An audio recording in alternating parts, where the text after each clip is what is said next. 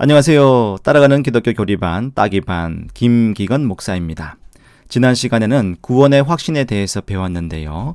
이번 시간에는 구원을 받은 내가 무엇을 믿고 있는지를 정리해 보려고 합니다. 교회를 처음 오시는 분들이 새가족 교육을 받지요. 교육을 수료하시면 등록을 하게 됩니다. 등록 후 일정 기간이 지나면 학습을 받게 되지요.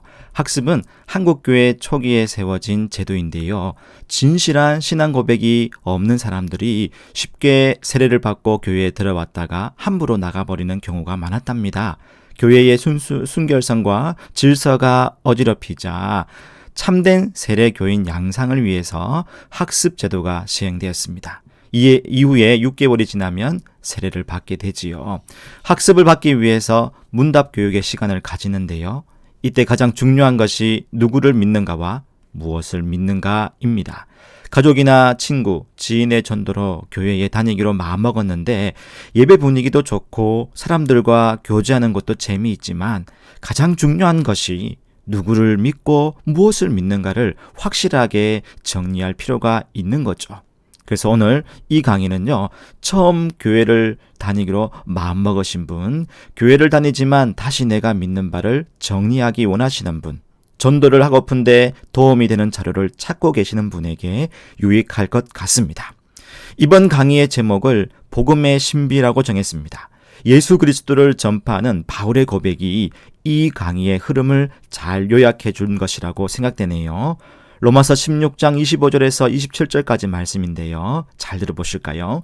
나의 복음과 예수 그리스도를 전파함은 영세전부터 감추어졌다가 이제는 나타내신 바 되었으며 영원하신 하나님의 명을 따라 선지자의 글로 말미암아 모든 민족이 믿어 순종하게 하시려고 알게 하신 바 그 신비의 계시를 따라 된 것이니 이 복음으로 너희를 능히 견고하게 하실 지혜로우신 하나님께 예수 그리스도로 말미암아 영광이 세세 무궁하도록 있을지어다. 아멘. 감춰졌던 진리가 예수 그리스도를 통해서 드러났습니다. 그 생생한 진리가 성경에 기록되어 있지요. 성경이 이젠 우리 앞에 펼쳐져 있습니다. 우리는 선택해야 하죠. 이것을 믿음으로 구원의 확신을 가질 수 있고 말씀에 순종함으로 하나님의 은혜를 누릴 수 있습니다. 어떤 상황에서도 흔들리지 않는 믿음으로 살아가도록 우리를 도우시는 그분의 손을 잡고 함께 나아갈 수 있습니다. 따라가다 보면 내가 믿는 복음이 정리되고 하나님의 은혜에 감격하게 될 것입니다.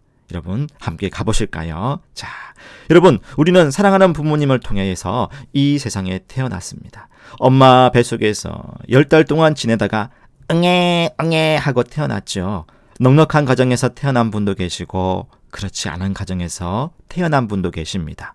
대대로 내려오는 신앙의 가문에서 태어난 분도 계시고 불심이 깊은 불교 집안이나 유교 또는 아무 종교도 믿지 않는 가정에서 태어난 분도 계실 겁니다. 경제적, 지리적 환경 또 종교적 배경 등이 다 다를 것입니다. 저희 집안을 보면요, 어머니 때부터 신앙을 가졌기 때문에 교회에 나가는 것은 당연했고 자연스러웠어요. 믿지 않는 친척들이 많았는데요. 제사를 지내는 것을 당연하게 여겼죠. 그런데요, 나는 누구인가? 나는 어디서 왔는가? 나는 어디로 가는가? 나는 어떻게 살아야 하는가? 이런 질문에 대해 진지하게 고민하는 시간이 오는 거예요. 바로 사춘기입니다. 교회를 다니든 다니지 않든 우리 모두는 사춘기를 지냅니다. 질풍노도의 시기지요. 바람 부는 하늘을 보며 상상의 나래를 펼치기도 합니다. 우수수 떨어지는 꽃잎에 나도 모르게 눈물이 나기도 하지요. 남성스러움과 여성스러움이 특징으로 나타나면서 서서히 어른이 되어가는데 그런 생각에 두렵기도 하고 놀라기도 하고 두근거리기도 합니다. 그러면서 생각을 하지요. 여러 가지 질문이 나옵니다. 완벽하지는 않지만 세상에서 나름대로 답을 찾아 나서기도 합니다. 행복, 성공, 돈, 인기, 명예. 그런데 시원하지가 않지요. 왜요? 성공해도 행복하지 않는 사람들이 돈이 많아도 행복하지 않은 사람도 보였고요. 돈이 많아도 불행한 사람들도 있고 인기가 급상승해도 마음이 허전한 사람들의 이야기를 많이 들었으니까요. 사춘기 시절 방대한 양의 학업과 변화무쌍한 친구들과의 틈바구니 속에서 인간 본연의 질문에 대해 만족할 만한 답을 찾을 시간적 여유조차 없이 그저 앞만 보고 달려온 사회가 우리 한국 사회였습니다. 한 번은 꼭 지나야 했던 사춘기라는 역에서 잠시 멈추어 서서 인간의 본질적 질문에 답을 찾아가면 평생에 내가 누구를 의지하고 무엇을 믿어야 하는지를 찾을 수 있을 것입니다. 그래서 저는요, 이 사춘기라는 시기가 어쩌면 하나님께서 계획해 놓은 보물을 찾는 시간인지도 모르겠다라고 생각합니다. 성경에서 말해주는 진리의 소리에 귀를 기울인다면 하나님을 만나는 것이 인생 최고의 선물이요 보물이라는 것을 깨닫게 될 것입니다. 여러분 함께 가보시죠. 이 세상에는요, 원인이 있으면 결과가 있지요. 나를 낳아주신 부모님도 위로 부모님, 또 우리 할아버지 할머니가 계시죠.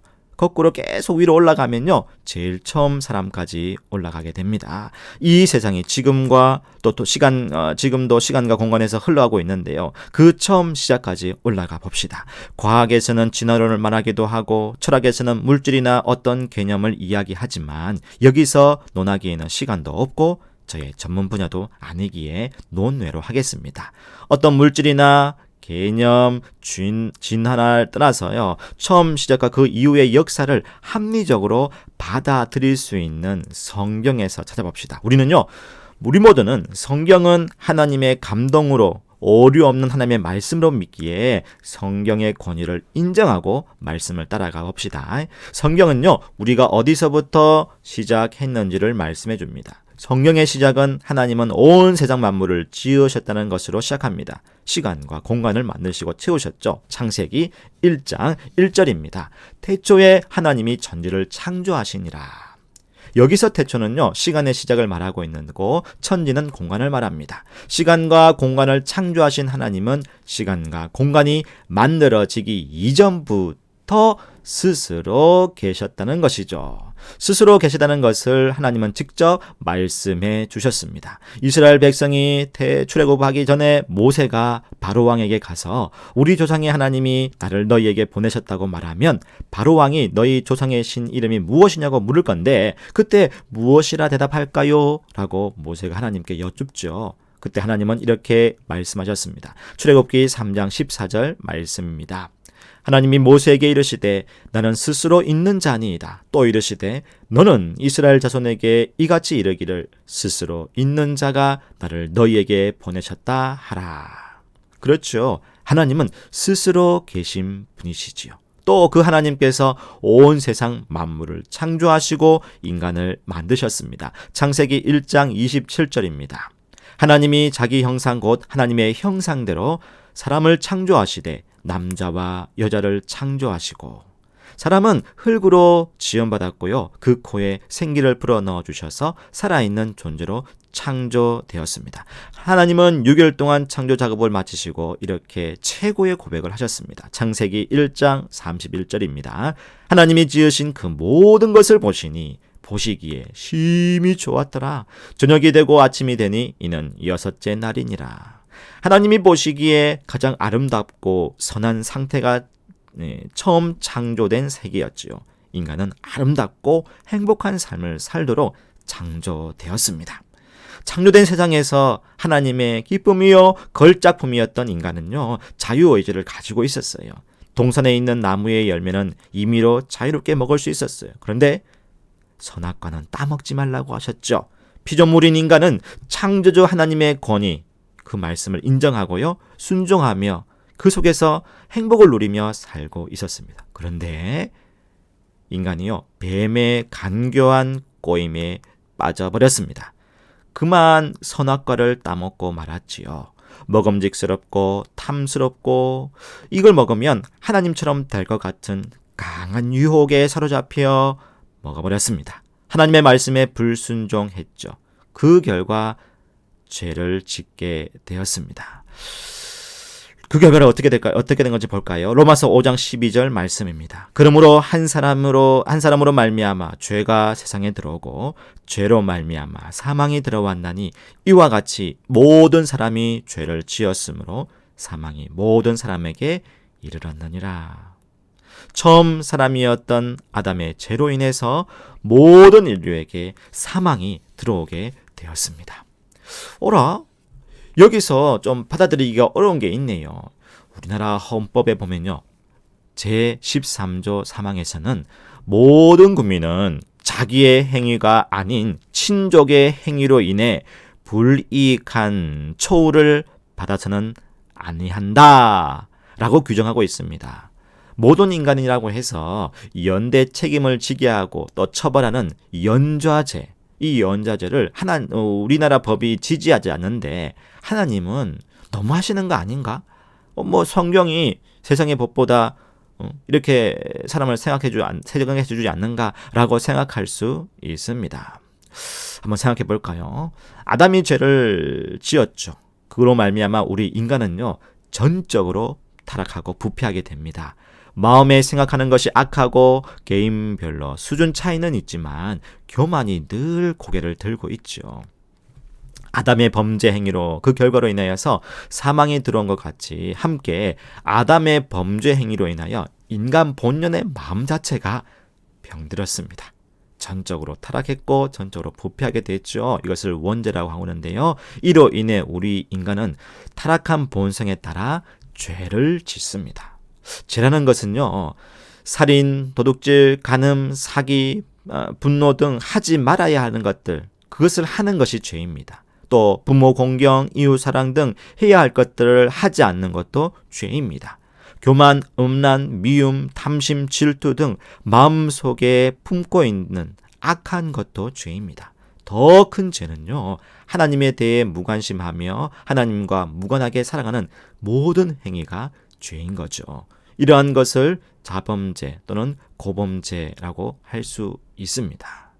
원죄를 가지고 태어나고 자범죄를 살면서 짓는 모든 사람은 결국에는 창조주 하나님이 원하시는 기준에 도달하지 못하게 되지요. 그래서 성경은 말합니다. 로마서 3장 23절 말씀입니다.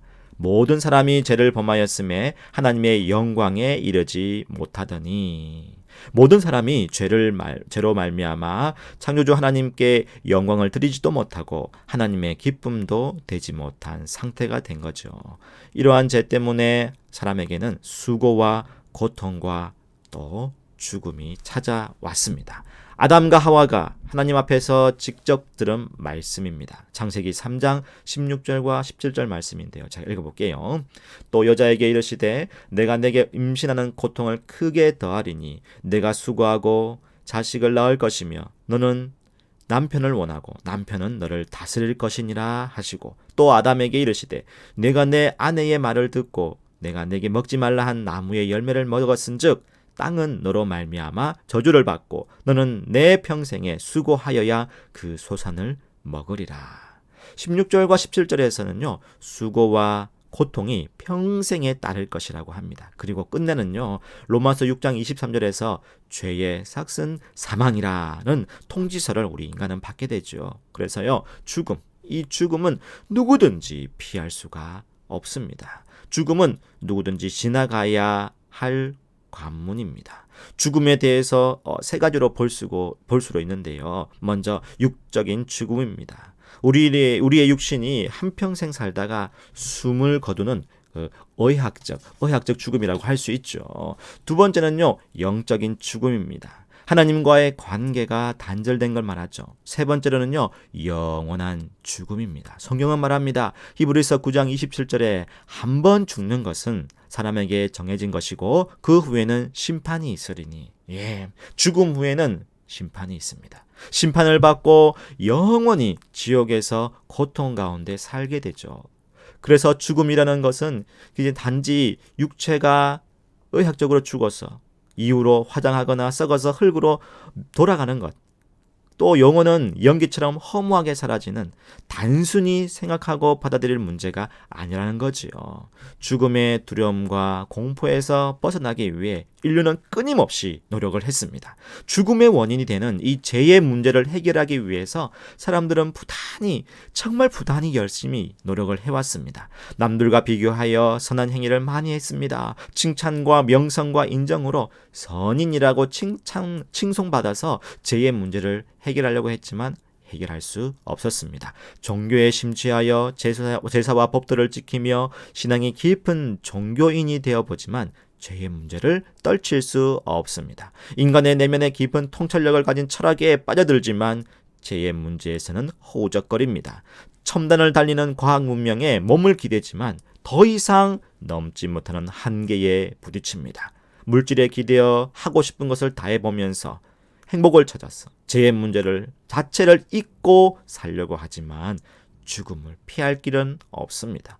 몸과 마음의 수행으로 죄의 문제에서 해탈해 보려고 하지만 자신만의 견고한 착각에 진에 빠진 것. 그래서 더 이상 죄의 문제를 해결할 수 없게 되죠. 인간은요, 죽음의 길을 찾아 나름대로 저마다 옳다고 생각하는 그 길을 갑니다.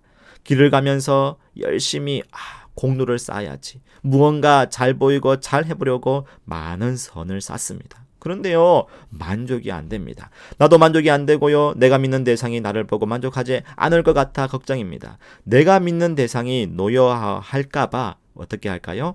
제사를 지냅니다. 달랩니다. 제를 올립니다. 인간의 모든 종교의 행위는 이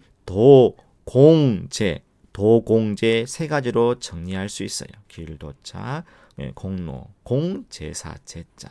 어디에도 피할 길이 없네요. 죽음을 피할 길이 없네요. 누구도 이 사망으로 매여 있는 죄의 문제에서 해답을 찾아 빠져나온 사람이 없습니다. 하나님은 출애굽기 34장 7절에서 벌을 면제하지 아니하고 보응하리라고 말씀하셨습니다. 오늘 강의를 보면서 참 암담하네요. 인간의 상태가, 저의 상태가, 여러분의 상태, 우리 모두의 상태가 죽음이라는 것이 너무나 안타깝습니다. 죽음의 문제, 이걸 어떻게 해결해야 될까요? 이 죄의 문제를 어떻게 해결할 수 있을까요? 우리가 이 소위 말하는 구원을 어떻게 받을까요? 이것은 우리 다음 시간에 함께 알아가 보도록 하겠습니다. 귀한 시간을 내주셔서 감사합니다. 그럼 다음 시간까지 건강하게 안녕히 계십시오. 여러분 참 잘했어요.